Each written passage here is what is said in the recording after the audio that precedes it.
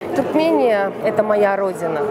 Это родина моего отца, которую он неимоверно любил, всегда гордился тем, что он туркмен. Rusya'da geçirilen Dutarın Ovadı adlı Halkara Aydın Saz Festivalinin çağında Moskvanın Zurab Tsariteli adındaki Sungut Galereyasında Türkmenistan'ın meşhur suratkeşi Izzat Qilijeviň eserlerinin serisi gurnuldy.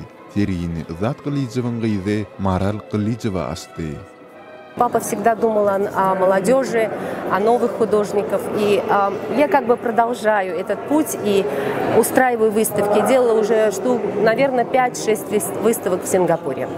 Сейчас в Новой России, да, мы первый раз проводим эту выставку и привезли вот в первый раз очень, я считаю, что милые, маленькие, теплые, родные миниатюры, которые папа постоянно работал, скажу, при нас дома. Вообще я считаю, что вот это его миниатюры, это жемчужина изобразительного искусства вообще Советского Союза. Это настолько изысканное, настолько с огромным аристократизмом, артистизмом выполнены эти вещи. Он вообще он ювелирно безупречно рисовал. Папа у нас был очень мягкий по отношению к нам, вообще по отношению к людям, по отношению ко всему окружающему миру. Он был очень мягкий, и он был большим интеллигентом.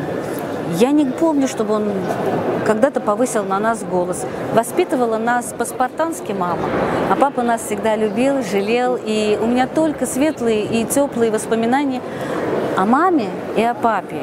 Если я говорю, что мама воспитывала нас строго, то только на пользу мне. Я сама туркменка, и я очень люблю наших туркменистанцев, и всегда хочу, чтобы всегда было у нас,